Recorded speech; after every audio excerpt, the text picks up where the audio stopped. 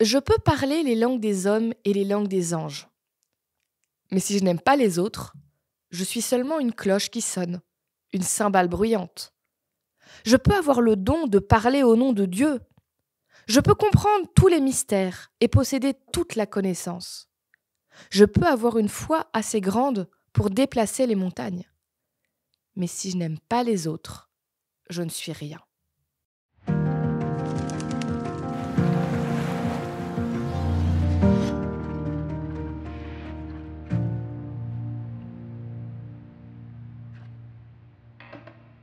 J'ai pas un caractère à être fan. Même ado, je voyais les filles autour de moi, certains garçons aussi, être absolument fan de tel ou tel chanteur ou chanteuse, de tel ou tel acteur ou actrice. Encore aujourd'hui, tu me demandes c'est qui ton groupe ou ton chanteur préféré, je fais bah, je sais pas, j'aime plein de trucs différents. C'est pas dans mon caractère, voilà. Mais plus je grandis, non, allez, maintenant je suis passée dans cette période où je dis plus je vieillis, plus je me rends compte que la starification, le fait de vraiment porter quelqu'un comme ça, le mettre sur un piédestal, eh ben en fait c'est dangereux. C'est dangereux parce que n'importe quel être humain est capable de nous décevoir. Combien de gens étaient très très fans de quelqu'un? Ça peut être quelqu'un sur les réseaux sociaux, un youtubeur, ou alors voilà, un chanteur, un producteur, ce que tu veux. Et puis tu découvres une sale histoire derrière que, avec le pouvoir qu'il avait, il faisait des choses pas très nettes au niveau de sa vie personnelle, ou alors à vouloir fréquenter des gens un petit peu trop jeunes pour que ce soit légal. Et tout s'effondre. Parce que cette personne en qui tu avais toute confiance, ou voilà, c'était ton modèle, celui que tu veux absolument être, bah finalement, il est décevant.